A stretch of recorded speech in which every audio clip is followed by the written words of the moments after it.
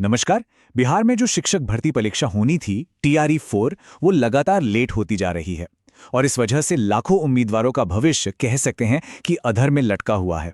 तो आज हम इसी पूरे मामले की गहराई में जाएंगे और समझने की कोशिश करेंगे कि आखिर चल क्या रहा है। ये लाइन सिर्फ एक बयान नहीं है, बल्कि ये उन लाखों नौजवानों की हताशा को दिखाती है जो शिक्षा विभाग से बस एक जवाब का इंतजार कर रहे हैं।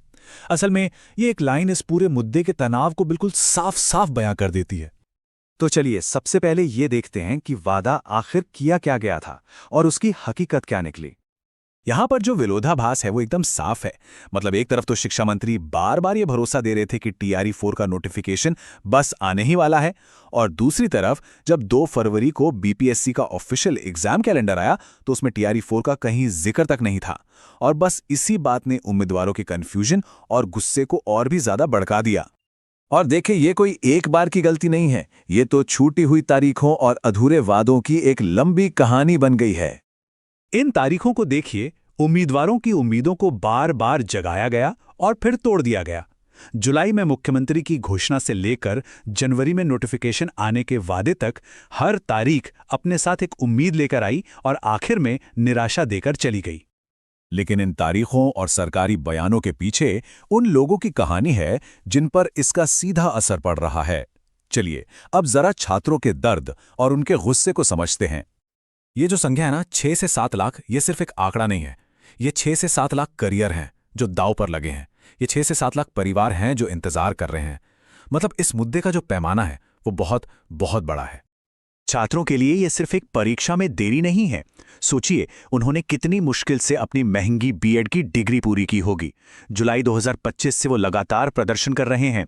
उन्हें बार बार झूठे आश्वासन दिए गए। इस अनिश्चितता और टूटे वादों का जो इमोशनल टोल है वो बहुत भारी है। अब इस कहानी में एक बहुत दिलचस्प मोड़ आता है। सूत्रों की माने तो शिक्षा विभाग के पिछले और मौजूदा नेतृत्व की काम करने की स्टाइल में जमीन आसमान का फर्क है, जो काफी कुछ बताता है। ये टेबल इस फर्क को बिल्कुल साफ साफ दिखाती है। जहां पिछले प्रशासन ने, मतलब के पाठक ने, कम समय में 3 बड़ी भर्तियां सफलतापूर्वक करवाईं, वहीं मौजूदा नेतृत्व पिछले 6 महीने से एक भी भर्ती प्रक्रिया शुरू नहीं कर पाया है। तो ये तुलना कई गंभीर सवाल खड़े करती है ना? तो अब सवाल यही उठता है कि जब सब कुछ तैयार लग रहा है तो फिर इस देरी की असली वजह क्या है? चलिए इस रहस्य को समझने की कोशिश करते हैं। और हैरानी की बात यह है कि अनौपचारिक जानकारी के मुताबिक लगभग 45,000 पद 20 दिन पहले से ही क्लियर हो चुके हैं और एक्शन का इंतजार कर रहे हैं। तो फिर सवाल वही है कि अगर सीटें तैयार हैं तो प्रक्रिया आगे क्यों नहीं बढ़ रही? ये बात इस देरी को और भी ज्यादा कंफ्यूजिंग बना देती है। तो यहाँ 2 मुख्य संभावनाएं नजर आती हैं। क्या ये राजनीतिक इच्छा शक्ति की कमी है, मतलब सरकार भर्ती करना ही नहीं चाहती, या फिर अधिकारी ही अपने कर्तव्यों को नजरअंदाज कर रहे हैं? इस सुस्ती की असली जड़ आखिर है कहां?